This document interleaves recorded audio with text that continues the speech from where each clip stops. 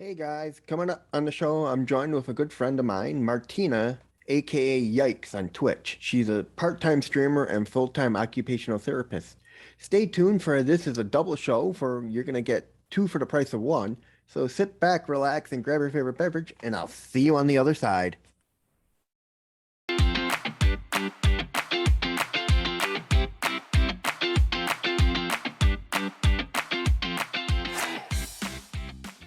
Go. Hello, everyone, and welcome to an episode of Inside the Asperger Studios Presents Stories. Today, I'm joined with Martina, who is also a streamer who's known by xxYikes. Welcome to the show. Hi, happy to be here. How you doing today? I'm good. How are you? I'm fine. So why don't you tell us a little bit about yourself and we'll get going. Sure. My name is Martina. I am a full-time occupational therapist. For anyone who's maybe not familiar with what occupational therapy is, I help people be more independent with certain life skills of a variety of types. I can work with different clients with different conditions. Right now, I'm focusing on pediatrics and mainly students with autism. And then on the side, I'm also a part-time streamer.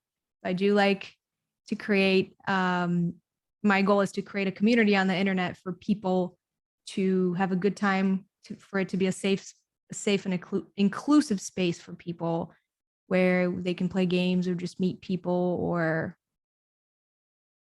hang out. And sometimes, the world can be a scary place, and having a space on the internet that can be safe and inclusive and a fun time, I think is so special, especially with the way technology is right now and how much the internet plays a role in our life. All right. Let's start off with what's it like working with people on the spectrum? It's honestly, I don't mean for it to sound cliche, but it's so life-changing to me because you don't realize how people with autism can see the world and how much they can teach you about viewpoints and perspective. When it comes from sounds or sensations or just the way they think. I don't know, that book, you've probably read it maybe, or maybe not, Thinking in Pictures. Have you read What? the book Thinking in Pictures? No, I've not read that book. It's a good one. Just came to my mind for some reason, but just kind of explains how, the thought process can be totally different and how much you can learn from people who think differently than you. Not in a bad way. It's just literally thinking differently than you with a different thought process. And I think that can be so powerful if you try to understand and listen. All right. What got you interested in occupational therapy? Well, I've always wanted to be like a psychotherapist. I really liked psychology. And that's kind of what I was studying. And then I realized that I really like to help or work with people directly. I could never imagine myself at a desk, working behind a desk and doing things on the computer and not talking to people. So I really like psychology. I love learning about how the brain works. And then for a second, I was swayed to do physical therapy, I remember. So I was kind of going down that path. And I was sitting in chemistry class and I was like, you know what? I really want to do psychology. Physical therapy is not for me. It seems kind of boring. And then I took out my computer and I looked up what is like physical therapy, but with psychology in it. And then occupational therapy came up. And that's how I discovered what it was. And then I dropped my chem classes and I signed up to become an occupational therapist. And honestly, it was the best decision and it was like a serendipitous moment that I had there with that little Google search. How do you help those who are on the spectrum? I mean, what kind of things do you go through with them? Do you teach them how to tie their shoes? Do you help them understand how to navigate the world? That's a really good question. It really depends on obviously the level of skill and the level of independence and the setting that you're working in. Let's say if you are working, in a community based setting as an occupational therapist, you can do community outings where you can teach life skills like grocery shopping, money management, time management, sometimes even social skills. If you are working in a clinical pediatric setting at a clinic, you can help with fine motor skills. You can help with sensory processing skills, which are a huge thing for occupational therapy practitioners, especially the younger, like my generation. I feel like we're really the ones who study sensory processing skills and sensory processing disorders and things like that. We kind of really have a different perspective than some of the older occupational therapists out there. Not that, and when I say older, I mean like way back when occupational therapy started, when it was all about physical disabilities and nothing else. Mm-hmm. And I mean, there's a variety of ways that you can help, from just tons of ways. So I can talk about that question for the whole night. Okay. All right. If you're dealing with someone who's dealing with stress, what do you usually recommend for them to handle it?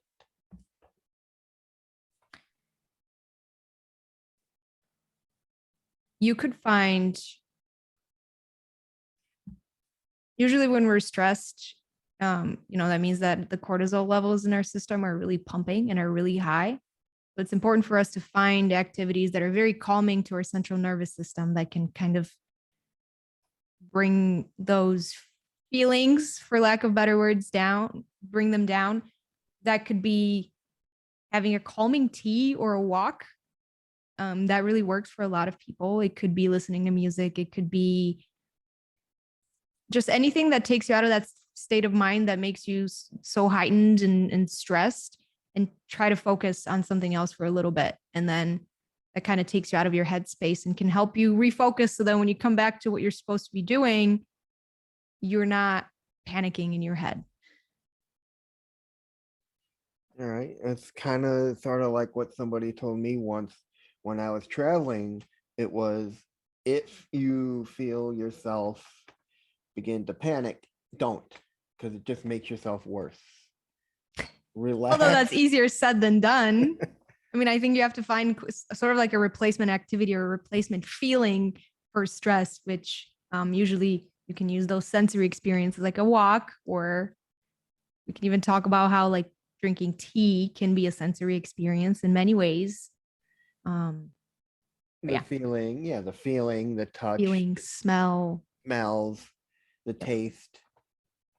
Taste. Now, you mentioned that you use your skills online for others. How do you translate those skills to help those online?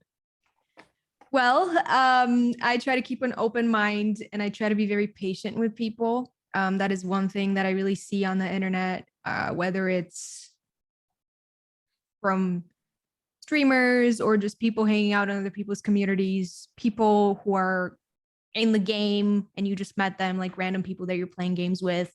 People are not patient, and they are very quick to assume things and can be very mean. And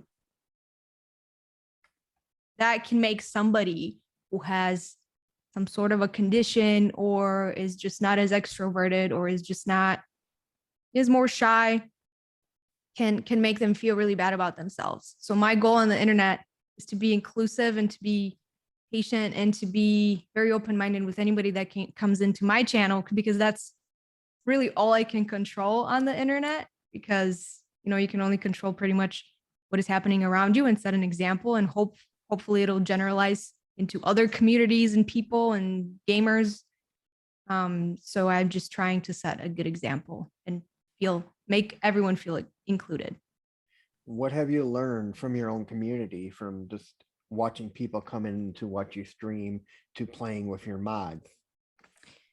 Alike people attract alike people. So if you're good to your community and if you're kind to them, kind people will come to your community.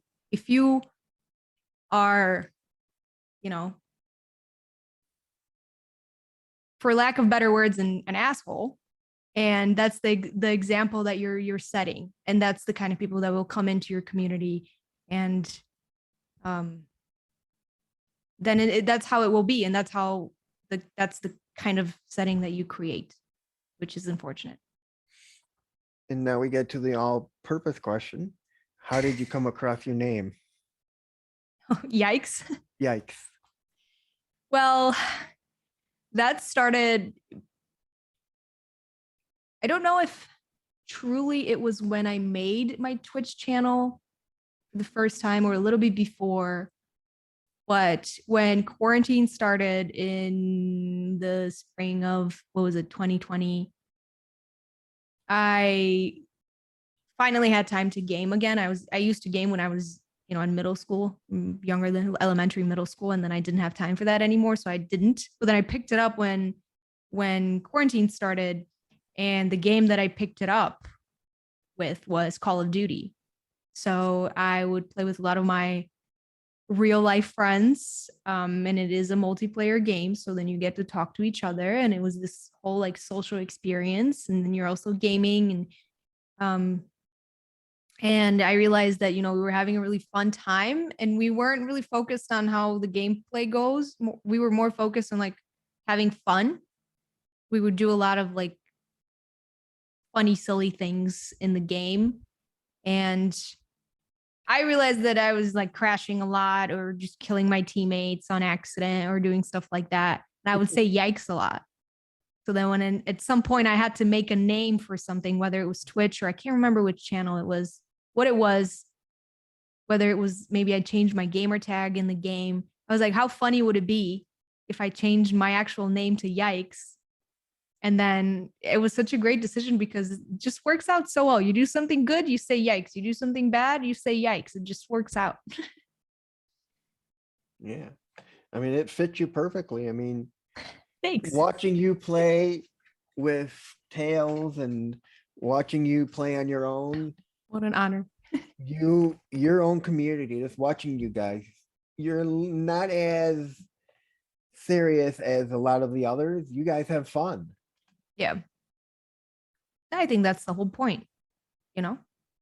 Yeah. If here's my little 2 cents on that. If someone wants to watch good gameplay, they're gonna go watch Shroud or Nick Merckx or something. They're not gonna come and watch me.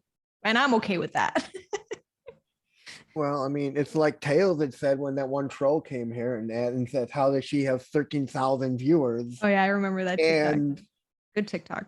yeah, it's because she's a content creator. She plays it for fun. She plays Call of Duty for fun.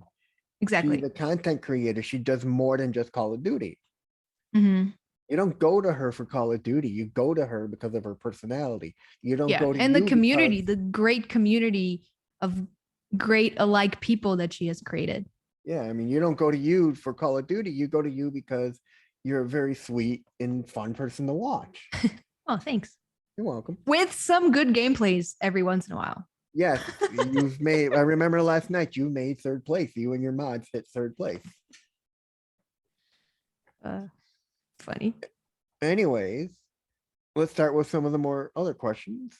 Where Sure. did you grow up? I grew up in a small country called Bulgaria in Eastern Europe. All right. What motivates you, inspires you, and drives you?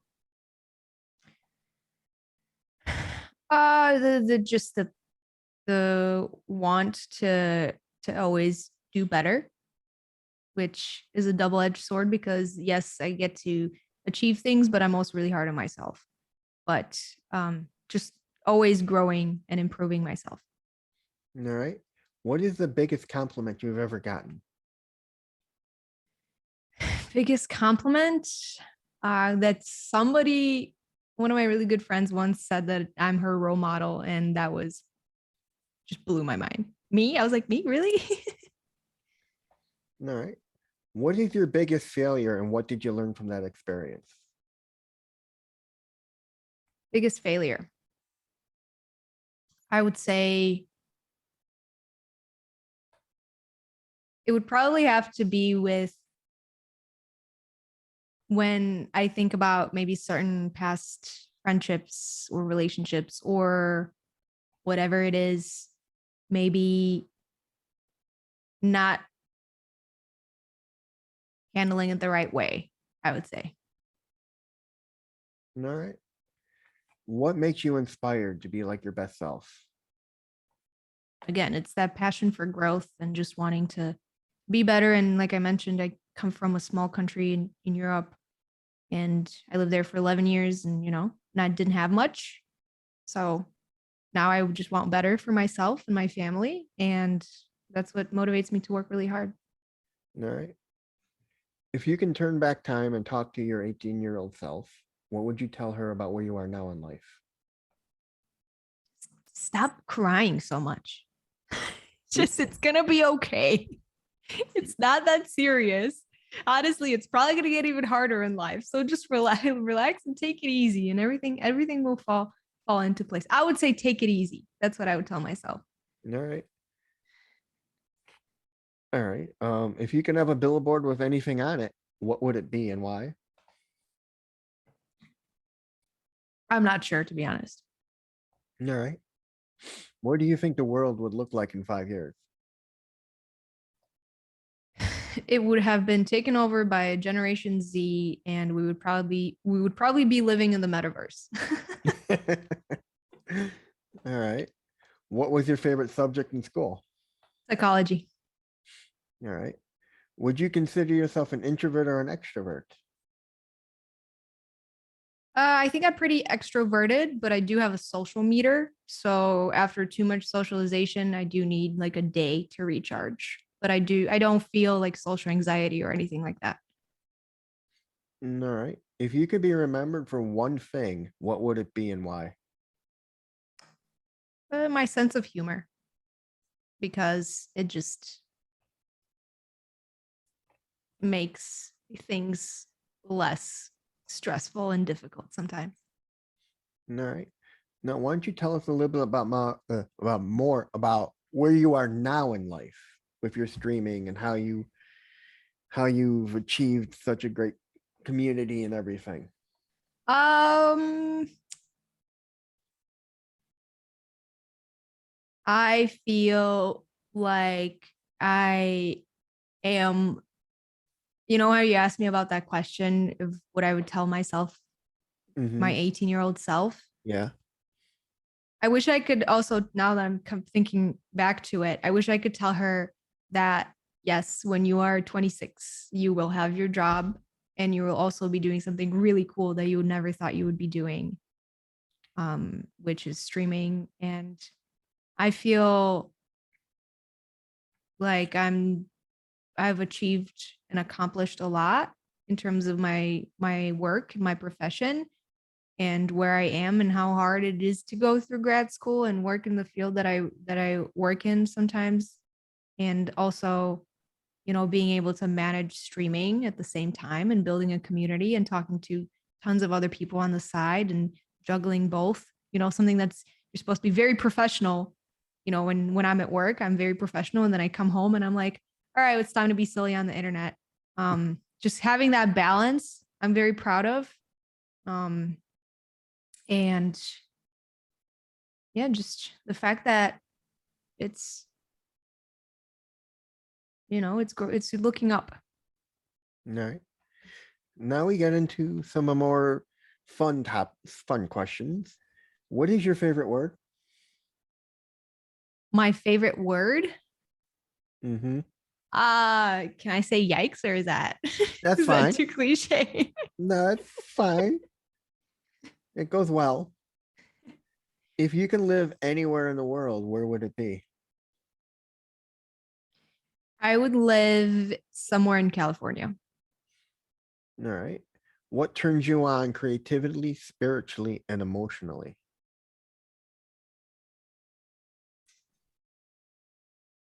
Um, Again, it's that strive to do better. Um, Seeing progress is huge for me too. Knowing that things that I'm working on are doing better, and just revisiting how things were a few months ago, seeing what worked, what didn't, and implementing that into your next gameplay and or game plan, I should say, and learning from your mistakes in the past. Really seeing growth is big for me. Right. What turns you off?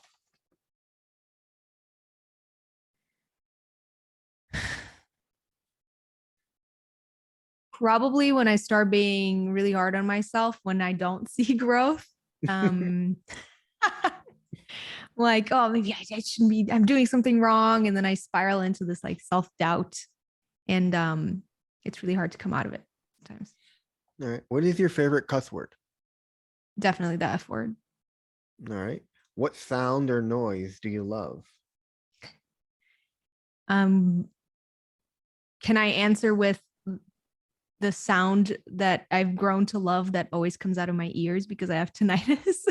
I'm trying to work into self-love with that because having tinnitus is really tough. For anybody who doesn't know what tinnitus is, it's a constant ringing in your ear that never goes away.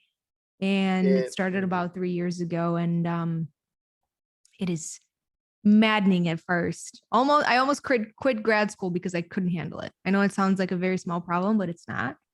But I pushed through, and I still have it. I'm listening to it right now in my ears.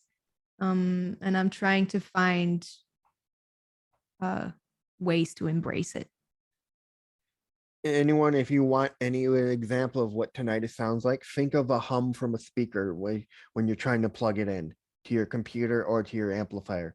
It's that noise, and it Comes just in doesn't different go away. forms.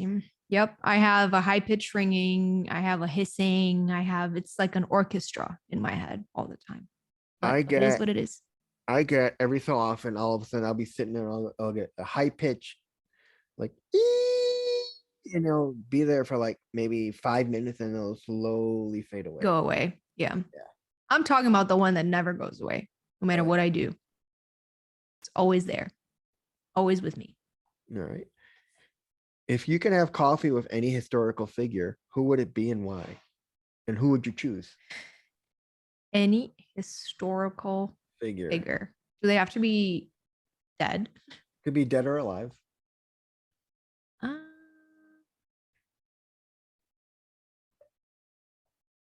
Gosh, there's so many. I would love to have coffee with Oprah, to be honest. Good answer. Fellow Chicagoan. Yep. All right. If you won 10 million tomorrow, what would you spend it on? My guess would probably be better streaming equipment. Oh, definitely buy a new camera. That's for sure. I would also, I mean, not to be cheesy, but I would buy my parents a house because they brought me to this country and they did really nice things for me. And I appreciate that a ton. And then I would buy myself a house. And then I would probably figure out ways that I can invest in things that, because I'm very big into investing right now, investing in things that will have a positive impact on the future. All right. What profession other than your own would you like to attempt? Definitely a shrink, like a physiotherapist. I'm sorry, psychotherapist. Physical therapy, I tried that. All right. What profession other than your own would you not like to do?